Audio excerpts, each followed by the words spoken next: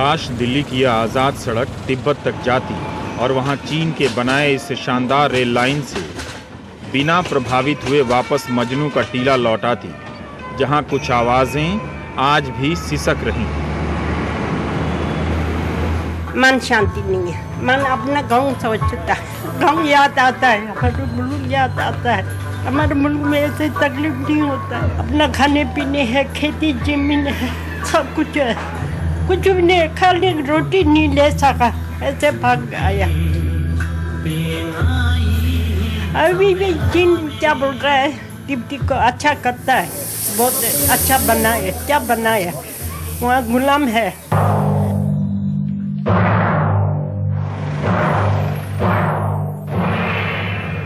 नमस्कार, मैं रवीश कुमार। दुनिया के लिए चीन पर चुप रहने का समय है या फिर उसकी आर्थिक शक्ति के बहाने उससे हाथ मिलाने का, लेकिन मैं यहाँ भारत, अमेरिका और चीन के संबंधों पर बचा खुचा पकाऊ विश्लेषण देने नहीं आया, बल्कि दिल्ली के उस मजनू का टीला में आया हूँ जहाँ एक तिब्बत बसता है। इस पुल के नीचे से उतरिए तो आप सीधा दिल्ली से निकलकर चंडीगढ़ पहुँच जाएंगे और इसकी दूसरी तरफ जो दुनिया बसी है उसमें झांक कर देखेंगे तो यहाँ निर्वासित, विस्थापित या शरणार्थी जैसे अर्थहीन हो चुके शब्दों से आज़ाद होने की तड़प है। बहुत कुछ है इनके पास बताने के लिए, खाने पीने और स्वेटर के अलावा। उम्मीदें हर दिन मजबूत होती जा रही हैं, पीढ़ियाँ बदल रही हैं और बस्तियाँ बदलती जा रही हैं।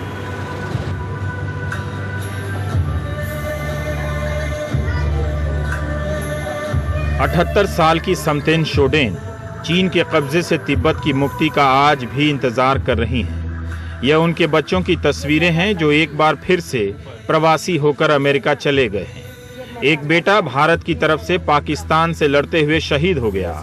कई मुल्कों में इस परिवार की यादें बिखर गई। वक्त के साथ समतेन तंबू से झोपड़ी और अब इस बिल्डिंग में रहने लगी है। अपना ही है मगर है पराए मुल्क में। कुल्लू मिनाले में भेजा ना, और रोल बनाने के लिए कुली का काम किया। हाँ, बच्चा गोद में लेके पत्थर डोल के ऐसे काम किया। पाँव में जूता नहीं है, भाग के आना पड़ा।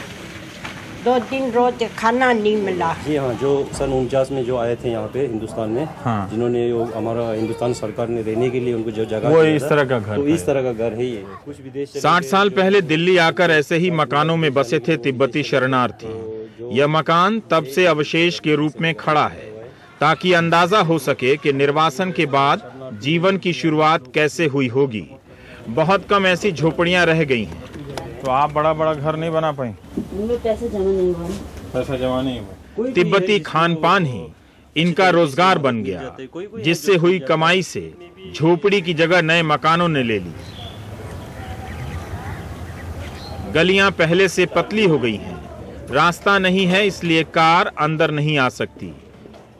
आबादी बढ़ती गई है और धीरे धीरे जब पैसा आया है तो लोगों के घर भी उसी तरह से बनते गए। इसमें तिब्बत की कोई झलक नहीं है। जीवन जरूर तिब्बत का है, इसीलिए भीतर मोहल्ले का सुकून दिखता है। लोग एक साथ घर से बाहर निकलकर चाय पीते नजर आते हैं। यहाँ मंदिर के पास आंगन जैसा है, चारों तरफ दुकानें जिन्हें महिलाएं चलाती हैं, बीच में बच्चों के खेलने का महफूज मैदान। हम इस वक्त आ गए हैं कैरम बोर्ड क्लब में। एक तरह से आप बाईं तरफ आप देखें तो बहुत ही खूबसूरत एक पार्क बनाने की कोशिश यहाँ पर की गई है। यहाँ पर कंस्ट्रक्शन नहीं हुआ है। कैरम बोर्ड के अलावा टेलीविजन है, गाना तो बज ही रहा है, लेकिन जो नदी का किनारा है यमुना का, जो यहाँ से खूबसूरत हो जाती है यमुना, हालांकि बेचारी बहुत ख़राब स्थिति में है। और ये कह सकते हैं कि ये दिल्ली के खूबसूरत जगहों में से एक है। ज़्यादातर रिफ्यूजी लोग क्या है, किसी के पास काम नहीं होता है।